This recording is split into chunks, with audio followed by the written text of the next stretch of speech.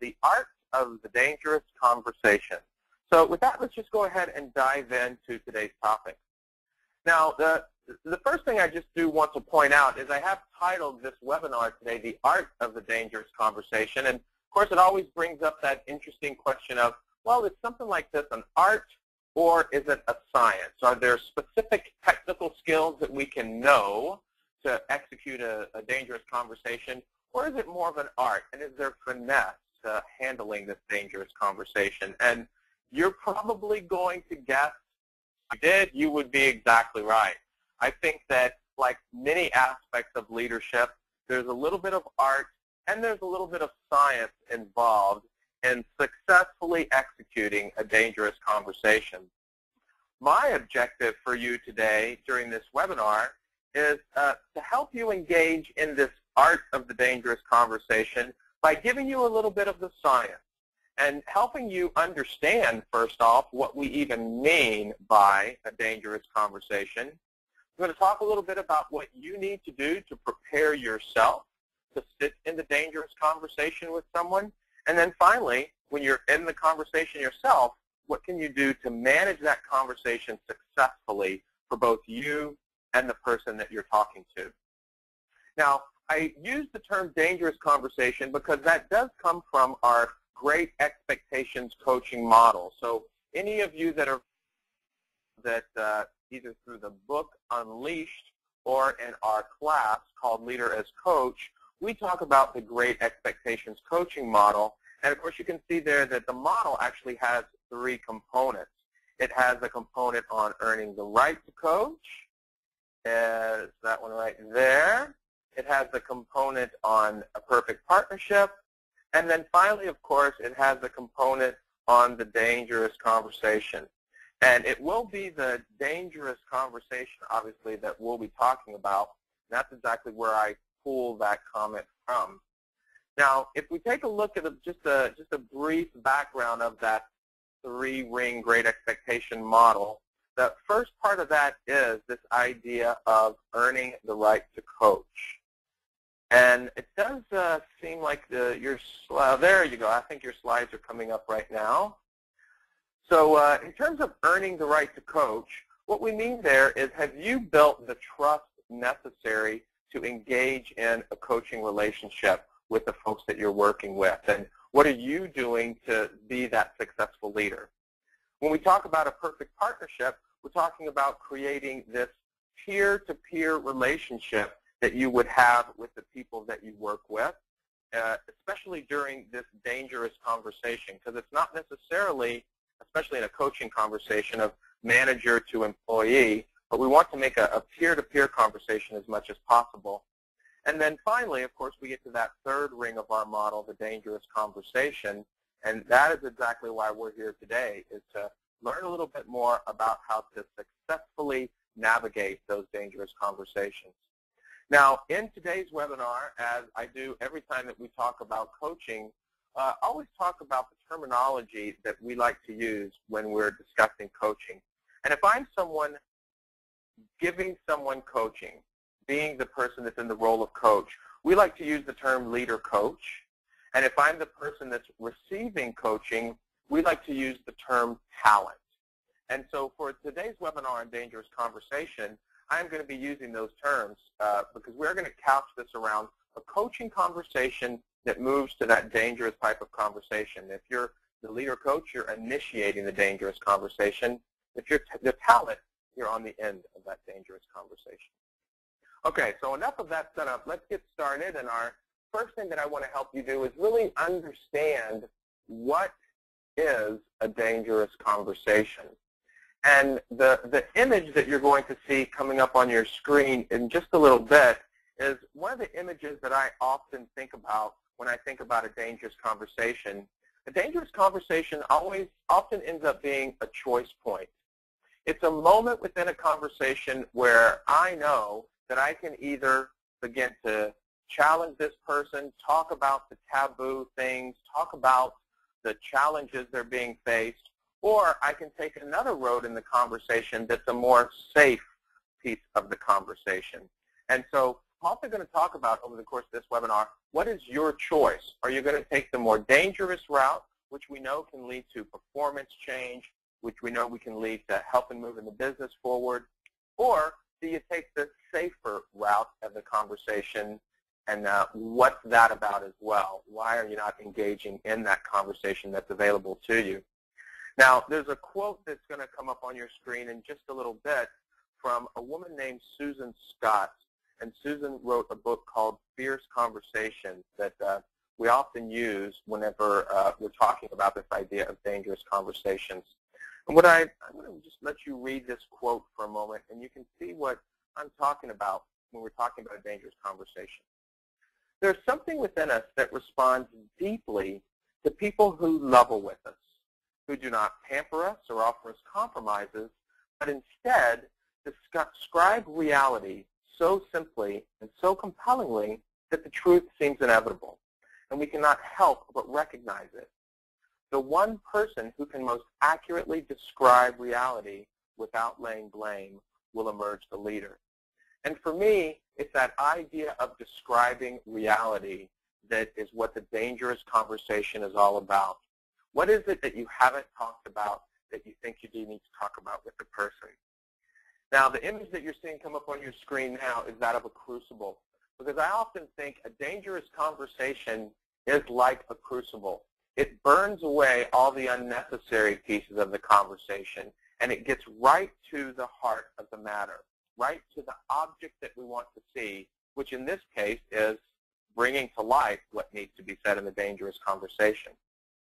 Now, if I were to put some additional descriptors to help us understand what I mean by a dangerous conversation, they would be the following, and you'll see those come up on your screen in a little bit. First off, a dangerous conversation has no predetermined outcome. Quite frankly, that's what makes it dangerous. I'm not sure how the talent is going to respond to this particular conversation, to what I'm bringing up. Very often, dangerous conversations elicit some kind of emotional response. It doesn't have to just be frustration or anger. It could be happiness and joy, because dangerous conversations aren't always delivering bad news. Sometimes dangerous conversation is delivering good news and setting a high bar of performance for others. Dangerous conversations are also larger purpose. That larger purpose is about the values of the organization and your values as a leader. Do you believe in engaging in those kind of conversations? Is that part of your values? It's part of the development of the person that you're having the dangerous conversation with, and certainly it's intended to move the business forward. You, as the leader coach, believe that the business will be better, and that's that larger purpose of the dangerous conversation. They can be awkward.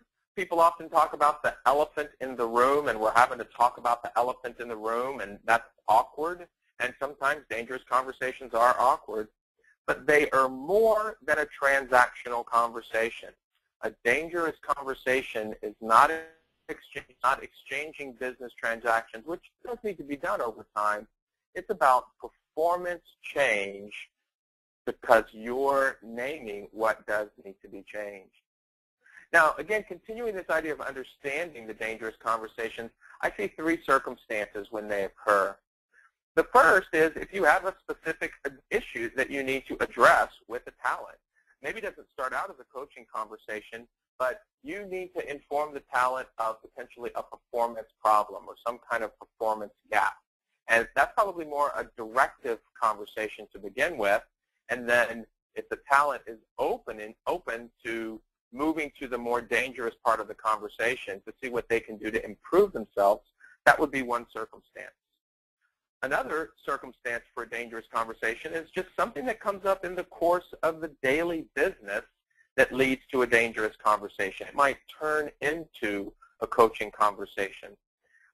You probably hear me reference this a couple of times, is that often when we're at that choice point, often at that crossroads, and something comes up, sometimes we get physical cues that tell us that we need to move into this dangerous conversation. I know for me, if my legs start to ache, and I can kind of feel my legs shaking a little bit, I know that's some kind of physical sign to me that there's something that I need to say around performance, something that's going to be a more dangerous conversation because it doesn't have a planned outcome. The third circumstance that often elicits a dangerous conversation is, of course, if you are engaging in a coaching conversation with the talent. If you need to move someone inside of a coaching conversation, you want to ensure that you are at that crucible conversation where the heat is on, you're naming what needs circumstances for a dangerous conversation. Now, we did have a couple of questions come in before the webinar, and one person stated that they were particularly interested in a dangerous conversation to motivate an experienced employee to increase their performance level.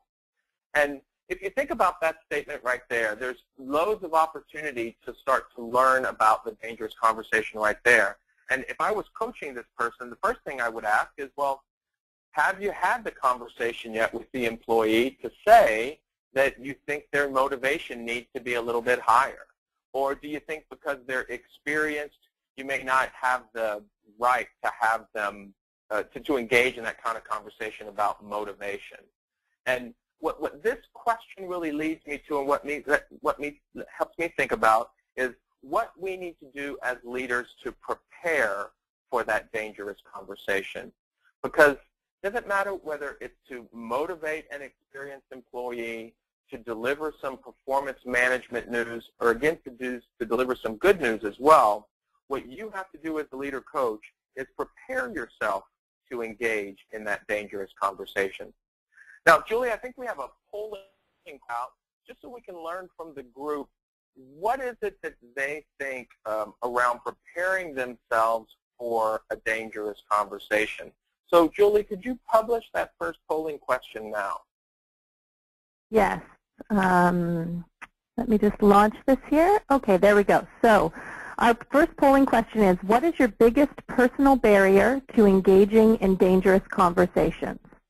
And we have a number of 5 different options there for you. So 1 is you feel uncomfortable in them. 2 is you do not think that you have the skill to manage them. Number 3 is it's easier to not confront the issue. Number 4 is you don't know if you are having them.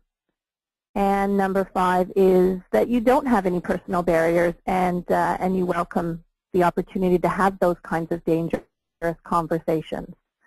So we'll just give folks another few seconds to vote there. You can do it right on the screen. Just click whichever one is most appropriate for you. And Julie, are you starting to see some results come in? Yes, we've got some results. So we've got about 78% of the folks on the line voting. So I'm going to go ahead and close that, and we'll share those results. So Jim, I know that you'll have trouble seeing this because your audience view is very small, so I'll share the results with you. 37% of people said they feel uncomfortable having dangerous conversations. There are 26% of people who do not feel they have a personal barrier, and 19% are concerned that they don't have the skill to manage them. 14% feel it's easier to not confront the issue, and 5% don't know if they are having them. So those are our results.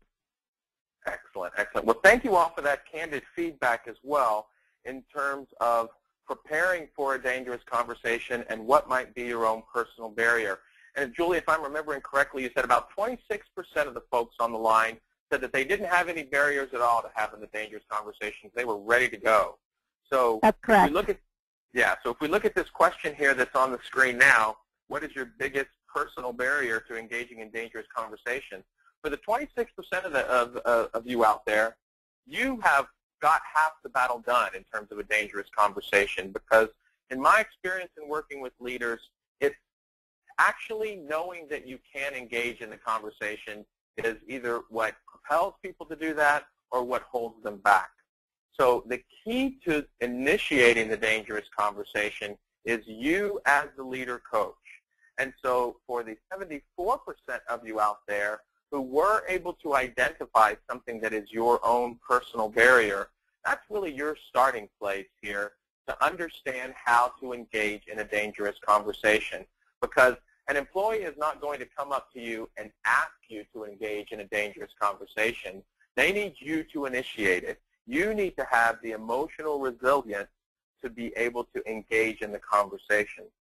And as you're going to see on the next slide, your preparation for a dangerous conversation is really less about the specific content of the dangerous conversation. I mean, sometimes they just crop up in the moment because you're looking for them and you have that feeling, like that tenseness in your legs. So your preparation is less about the specific content, and it's more about building your emotional resilience to engage and navigate within a dangerous conversation.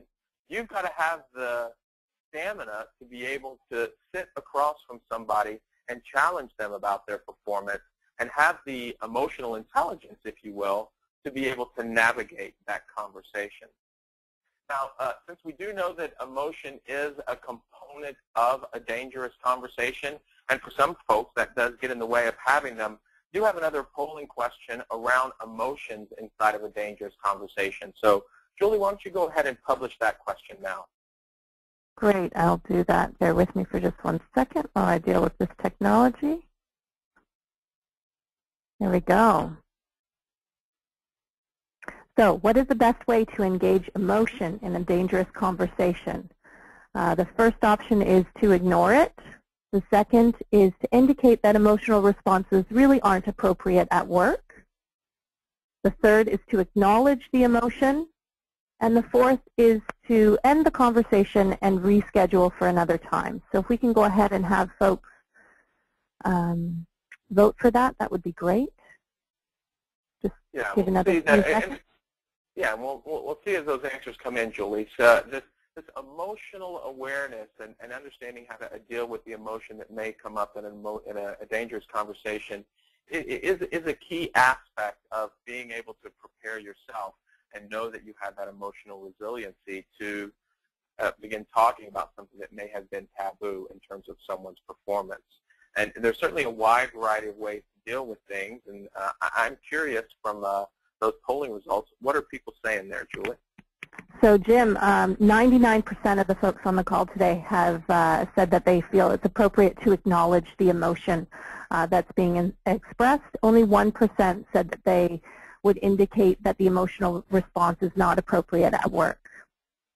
Outstanding. And I say outstanding because that's what I would say as well. I think it's just important to acknowledge the emotion. You don't have to fix it. You don't have to reschedule. You don't have to move away from it. But you do need to name the fact that this is an emotional conversation that could be happening as a part of this dangerous conversation. Now, I want to talk just a little bit more about how you can continue to build your resiliency, your emotional resiliency, as you prepare yourself for dangerous conversations. And the thing I like about this is that we know that building our emotional resiliency has really a lot to do with your EQ, your emotional intelligence. And the quote from Daniel Goleman that's on the screen right there says, emotional intelligence is not fixed genetically, nor does it, you know, Julie, the control panel is covering up part of that quote for me. Can you read that? Because I can't seem to get rid of my control panel. Yeah, absolutely. So emotional intelligence is not fixed genetically, nor does it develop only in early childhood. Emotional intelligence seems to be largely learned, and it continues to develop as we go through life and learn from our experiences. Yeah, thank you. Thank you for that, Julie. So Daniel Goleman is certainly the father of the idea of emotional intelligence at the workplace. And if he says that we can develop that kind of resiliency to have these dangerous conversations, then I know that we can. And in fact, at Blue Point, we look at leadership emotional intelligence specifically, and we would list 4 traits that you can work on to develop your emotional resiliency and your leadership emotional intelligence to have a dangerous conversation. And the first of those are personal awareness. And again, you all have that in the way that you've been answering these polling questions. You know what's holding you back from having a dangerous conversation, and you also have this idea of self-mastery, being able to manage what it does that hold you back from the conversation. Quite frankly, you have that because you're here on this call and you're interested in learning more about how to manage dangerous conversations. You can then move to actually showing empathy, showing transparency whenever you're in conversation with another. And again, if I look back to the polling results, 99% of you said, yeah, we need to acknowledge the emotion. And that certainly creates a leadership connection by acknowledging the emotion that these others are having. And eventually you can get to the place where you can begin to influence. And certainly that's what we want to do with these dangerous conversations, is influence others by engaging them in these dangerous conversations. Now, one of the last things I just want to remind you about in terms of preparing for these dangerous conversations is this is all about you, your preparation. I might invite you to consider of your responses when someone initiates a dangerous conversation with you. You know, sometimes we're on the receiving end of these. We can't be on the receiving end of a dangerous conversation. How do you handle that?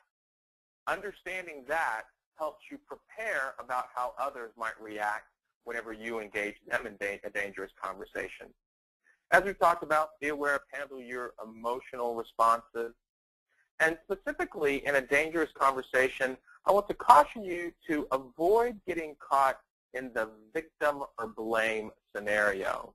And one way to look at this whole idea of somebody trying to be a victim in a dangerous conversation or blaming others is to look at the model that's coming up on your screen now that is a model that's called transactional analysis. And we detail the use of this model in coaching conversations in the book Unleashed. But what we want to point out here is that dangerous conversations need to be between an adult-to-adult perspective.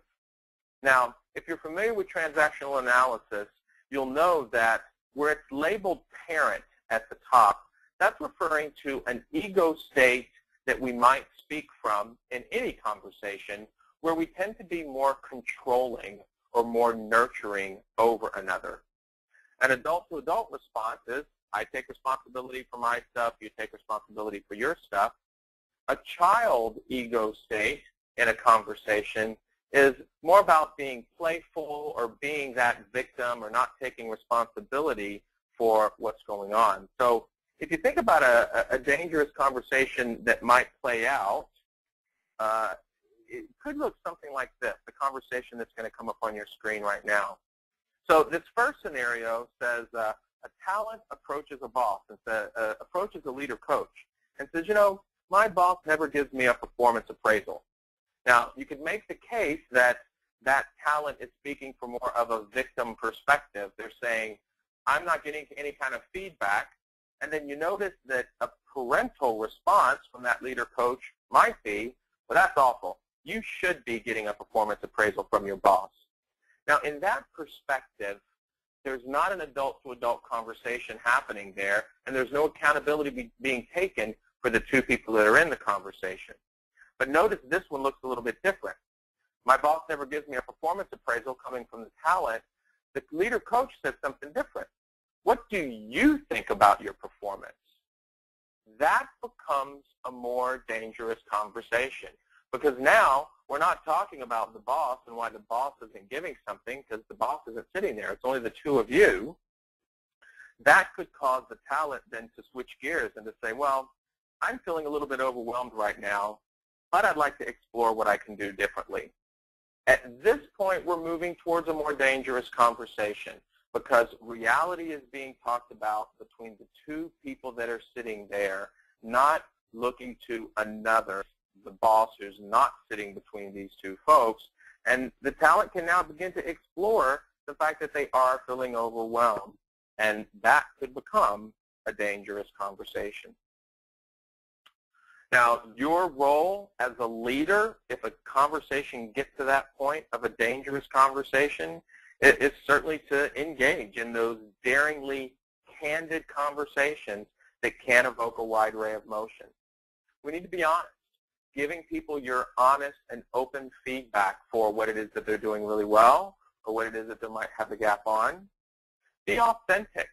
If you're just going through the checklist with somebody and not being authentic about your feedback and what you think, they'll be able to tell that, and that's not necessarily a dangerous conversation. And my role as leader, I need to be relatively detached from the outcome.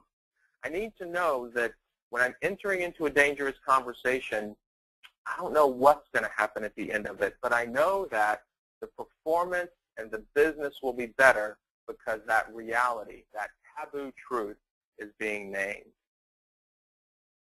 Now, there's another pre-webinar question that came in that is going to lead us into our next topic here. Someone asked, when is the right time to bring a difficult conversation to a colleague in a manner that becomes a win-win situation?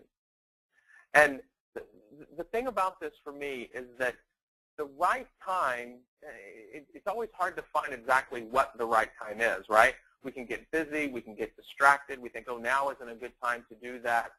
But if I think about the best time to have the dangerous conversation, I like to try to bring the conversation as close to when the issue happened as possible.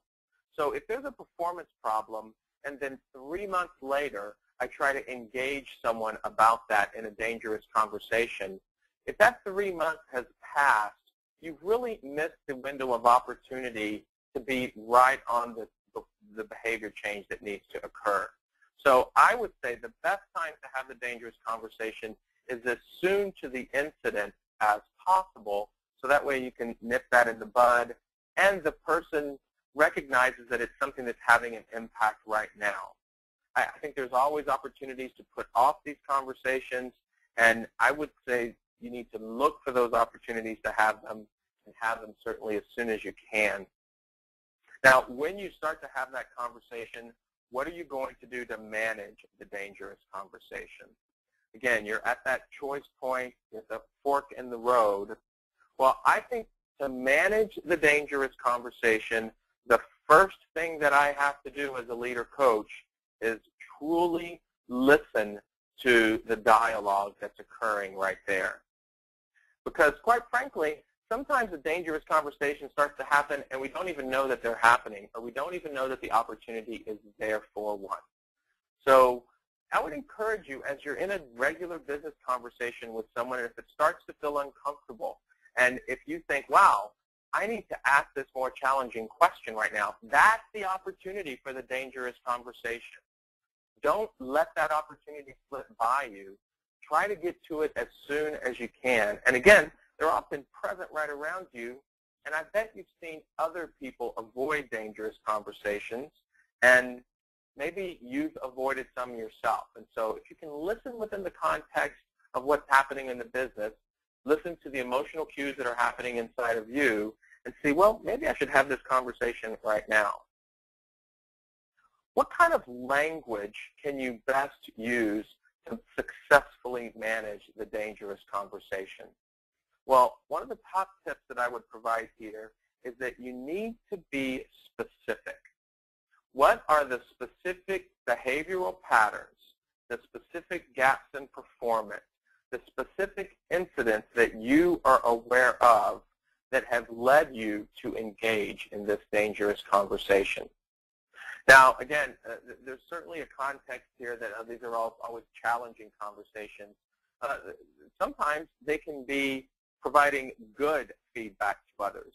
And very oftentimes people say, well, that was really good, what you just did. Well, I like to follow that question about it. Now, that gets me to another level of specificity in the conversation. And when I learn what was good about it, that could open up the window for a dangerous conversation. Because if you're telling me specifically what it is that I'm doing good, you're giving me data that I can then repeat at other times. You're giving me data about what it is that I'm doing good that I can do again. And that could potentially raise my own performance bar and be a dangerous conversation, because now there's a higher expectation for my performance. Speak from your own experience. Dangerous conversations need to be about what you know and what you have seen. Bringing hearsay into a dangerous conversation becomes dangerous in and of itself. So it's very important for you to speak within your experience. What have you observed? What do you know about this person? that has caused you to have this dangerous conversation. And the last point there, keep your questions and responses on what's happening here and now in the moment between the two of you. You all told me earlier that if emotion becomes present, you need to acknowledge the emotion. That's because that's happening right here and now between the two of you. If you see the person want to get up and leave and say, well, this really isn't my challenge at all, acknowledge that as well. Keep that in the here and now between the two of you. So you may be referring to something that's happened in the past, but you want to look at the person's response now. See if they're taking ownership of the issue, or see if they're moving to more of that child or that state of not taking responsibility. And if that occurs, bring that into the dangerous conversation as well. What is it that you're observing about the person right now that you can, if you will, be a mirror back to them and let them see how they're reacting? It's a very important piece of successfully managing that dangerous conversation. Managing a dangerous conversation is balance your own need for meeting a specific outcome versus allowing the talent to find their own solution. So in this specific dangerous conversation, you've got a performance challenge with somebody, or they come to you with a specific problem and they're looking for you to provide a solution. How can you actually give the talent time to explore their own ideas and their own solutions rather than you telling them what to do and you forcing an outcome on them? If you give the talent that kind of flexibility and opportunity, that could become a dangerous conversation as well, because maybe they'll stumble upon their own developmental needs, their own places where they're getting in their own way of being successful. And if you can get the talent to that place, you're more likely to engage in that specific dangerous conversation about what they can do to improve their performance. Certainly, when I talked about listening a little bit earlier as a part of managing the dangerous conversation, something else that you'll want to do to successfully manage it is to continually check for understanding. It's important that you know that the talent is actually hearing what it is that you're saying. And that art of paraphrasing is very important in a dangerous conversation. And certainly by paraphrasing, what I mean there is just asking the person to repeat back what you just said, or you repeating back what you're hearing the person saying. You know, sometimes I talk to leaders and they say, well, isn't that a little bit too simplistic to just paraphrase in a conversation? I think it's the most important thing that you can do inside of a dangerous conversation is to have the person paraphrase what you're giving them, the feedback that you're giving them, so you can be assured that they're hearing the words that you're saying, and you paraphrasing back to the talent, to the person that you're in the dangerous conversation with, so that they can hear the words that they've said to you. Because very often, when you paraphrase back to somebody else, they say, oh, no, that's not it. This is really what I meant. Great. We've uncovered something new through that paraphrase, and we're able to get to now another portion of the dangerous conversation. The other point that I have there is check for impact. When you ask somebody to sit down, to come into my office because we need to have a conversation, and you need to give them some bad news or give them some good news, and you get into the dangerous conversation, it's important to ask, how is this impacting you right now? At that point, you might learn that the person does want to and can take responsibility for what's happening in the dangerous conversation. Or you might learn that they're very detached from what it is that you're saying, and they're not believing what you're saying. And that would be information, again, for you to use in this here and now moment to mirror back to that person, to tell them, you know, it just doesn't look to me like you're understanding exactly what I'm saying, because you're not paraphrasing back, or the impact that this is having on you isn't equal to or matching up to what my expectation is of this particular dangerous conversation. So two key tools there whenever you're listening as a part of a dangerous conversation: paraphrasing and certainly checking for impact. Another technique that we believe about at Blue Point in terms of managing a dangerous conversation is this concept of walking away empty. If you need to engage someone in a dangerous conversation, my goal would be to ensure that you say everything that needs to be said, that you can walk away from that conversation empty, knowing, and what I mean by that is that there's not 3 or 4 other bullets left rolling around in your head that you're like, oh, I should have said that, and I should have said that, and I should have said that. If you have those things in your head but you're not bringing them in, I'd be curious as to what caused you to not walk away empty.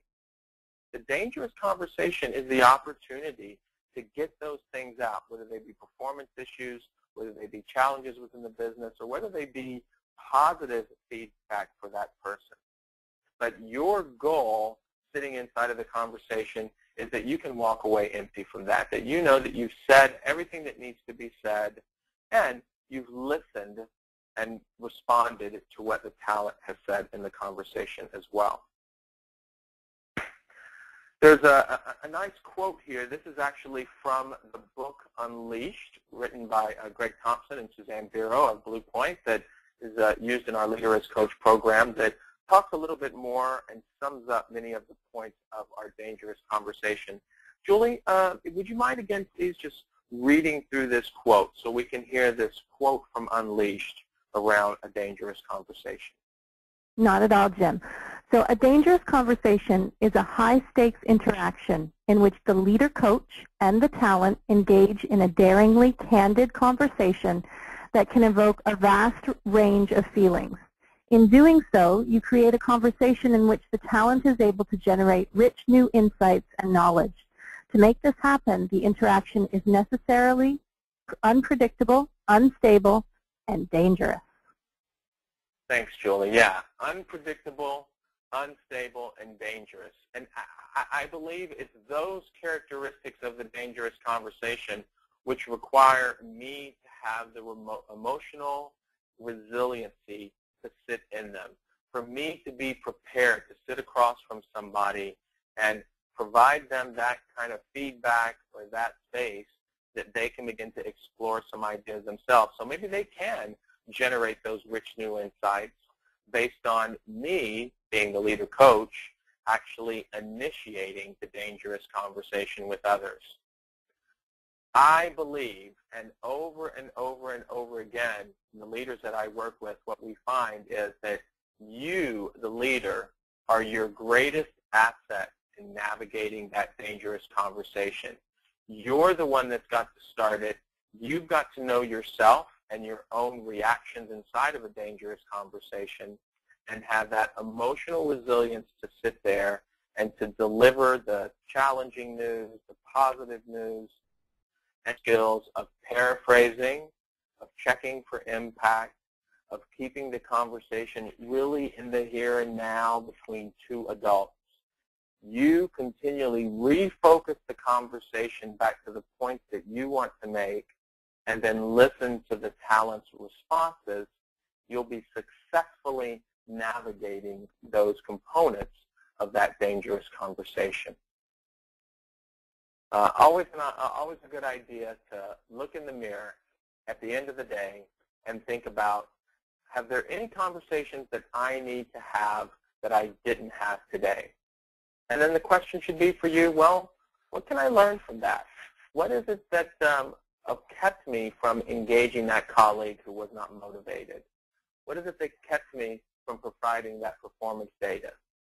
Learn from that and know that those opportunities will come around again, and you will have additional opportunities to engage others in a performance-changing, dangerous conversation.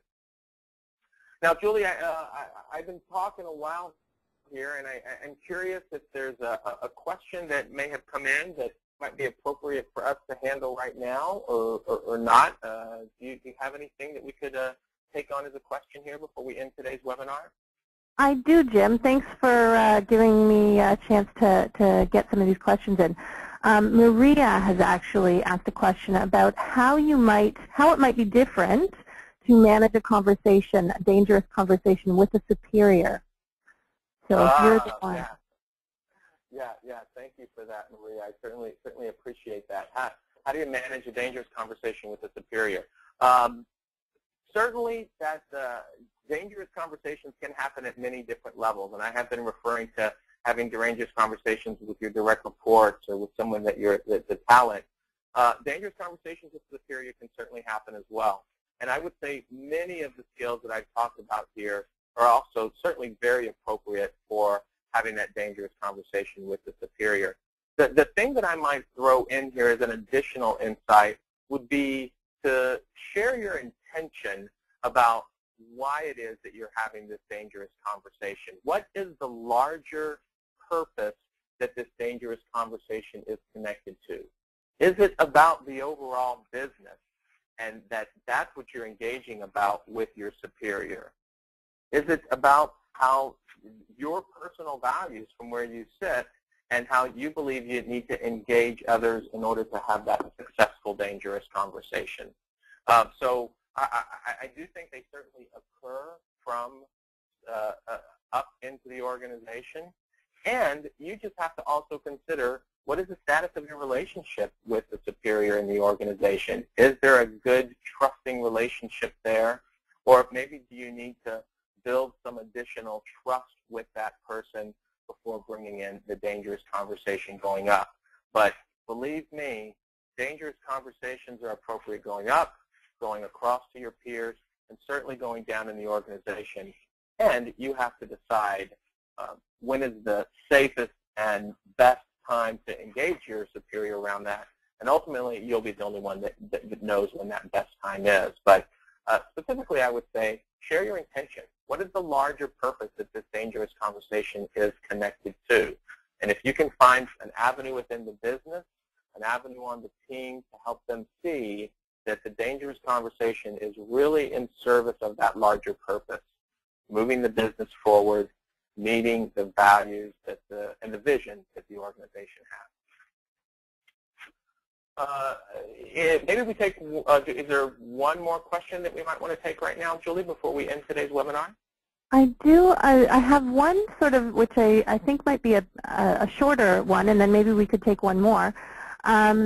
Laura is asking about whether or not, or how things change with dangerous conversations with a group, or I guess one of the, as a lead into that question, can you have a dangerous conversation with a group of people? Does it change some of the principles we've talked about today?